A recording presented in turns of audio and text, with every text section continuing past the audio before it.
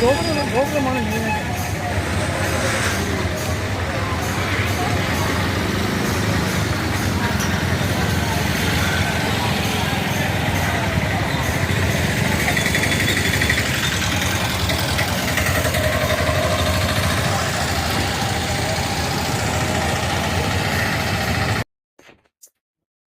எல்லோருக்கும் வணக்கம்.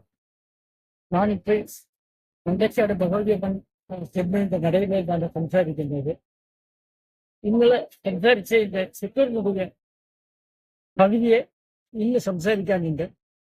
சுக்கரன் என்று சொல்லக்கூடிய கிரகம் மிக சுப கிரகமான அசுரகுரு அனுகிரகிக்கப்பட்ட கிரகமான ஏழைகளுக்கான கிரகமான ஏழையும் தர்மமும் சத்தியமும் நிலைநாட்டக்கூடிய கிரகமான நிச்சயமாய் ஒரு ஜாதகத்தில் சுக்கிரன் இருப்பானேயானால் அவனுடைய ஜீவிதம் மேலும் மேலும் முன்னோட்டு போகாத ஒரு அமைப்பை காண முடிகிறது. அதே நேரத்தில் சில ஜாதகங்களில் நீஜனாய் இருக்கக்கூடிய சுக்கிரன் கூட புதனுடன் சம்பந்தப்பட்ட புதன் உச்சனாய் இருப்பானால் நீஜபங்க ராஜயோகம் ஏற்பட்டு பலவிதமான நல்ல காரியங்களை செய்ய முடிகிறது. நீ சுக்கிரன் என்ற கிரகம் பொதுவாயிட்டு நம்ம ஜீவிதத்துல எல்லா காரியங்களையும் சுக்கிரன் இல்லாமல் ஒரு காரியம் நடக்கல.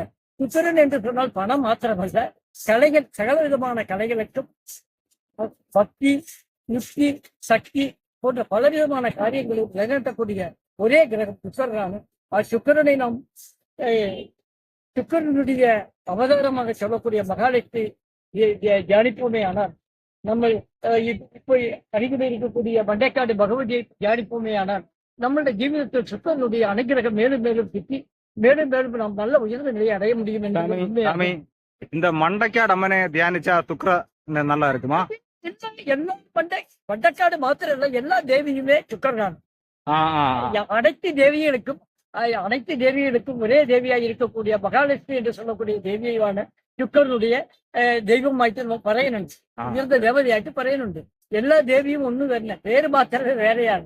ஒவ்வொரு இடங்கள்ல ஒவ்வொரு ஊர்ல ஒவ்வொரு இடத்துல ஒவ்வொரு பேராயிட்டு சொன்னாலும் எல்லா தேவிமாரும் ஒரே அமைப்பான.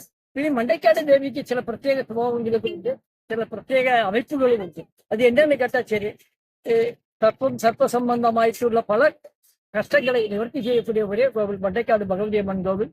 அதே மாதிரி நாகர்கோவிலில் இருக்கக்கூடிய நாகராஜா கோவில், திருவனந்தபுரத்தில் இருக்கக்கூடிய ஒரு அனந்தன்காடு கோவில். ஒவ்வொரு ஏரியாலையும் சர்ப்ப கோவில் ஒருபாடு இடங்கள்ல இருந்த போதிலும் நாம் மண்டைக்காடு பகவதி கோவிலுடைய நிலையில் இருந்து இக்காரியங்கள் பறையின காரியம் என்று சுக்கரனுடைய அனுகிரகம் எங்களுக்கு மேலும் மேலும் கிட்டத்தே எல்லோரும் சந்தோஷமாயிட்டு ஜீவிக்கட்டே.